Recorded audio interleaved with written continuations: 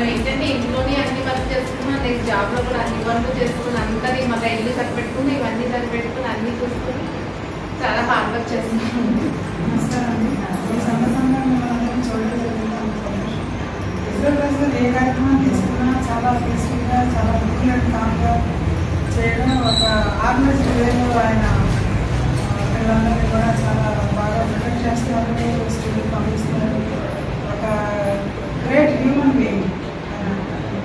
అటు ఆధ్యాత్మికంగా ఆయన సేవ చేస్తున్నారు, అటు పిల్లల్ని సోషల్ ఆస్పెక్ట్లో కూడా చాలా మంచి పద్ధతిలో ఉండేలాగా తీసుకెళ్తున్నారు. ఆర్గన్స్ అనేవాళ్ళు కూడా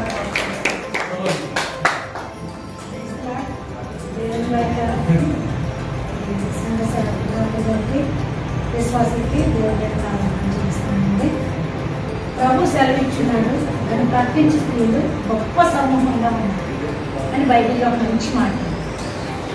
అంటే ప్రాముఖ్యత స్త్రీకి ఎంత ప్రాముఖ్యత ఉన్నదన్నది ఆదిమ కాలం నుండి కూడా మరి బైబిల్ ద్వారా మనం తెలుసుకుంటాం.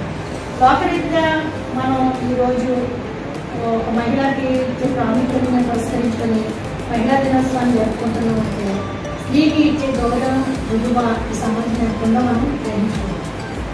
స్త్రీకి ఇచ్చిన విలువని మనం ఎంతగా కూడా దాన్ని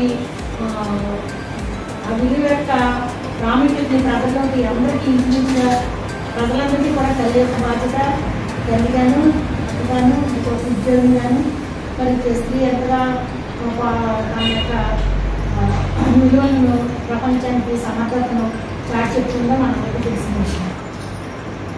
ఉదయాన్నే లేవాలి, ఇంటి పనులన్నీ చేసుకోవాలి, క్యారేజీలుగా రెడీ చేయాలి, భర్తని పిల్లల్ని ఆఫీసులకి, పనికి, స్కూల్స్కి పంపించాలి. ఇంకా విషయం ఏంటంటే మనకి సరిగా బాగోకపోయినా పనుకుంటాం. మరి అంత ప్రయాసం పడుతూ ఉంటారు.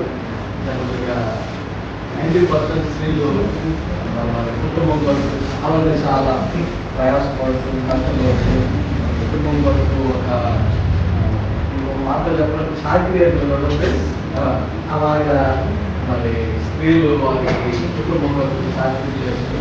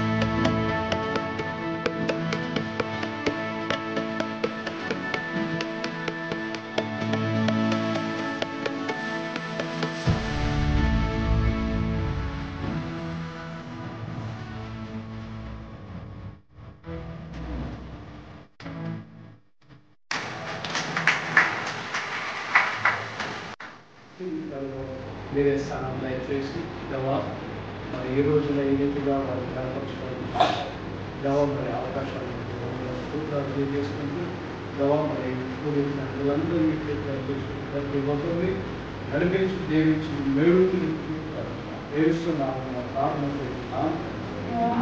ఆపై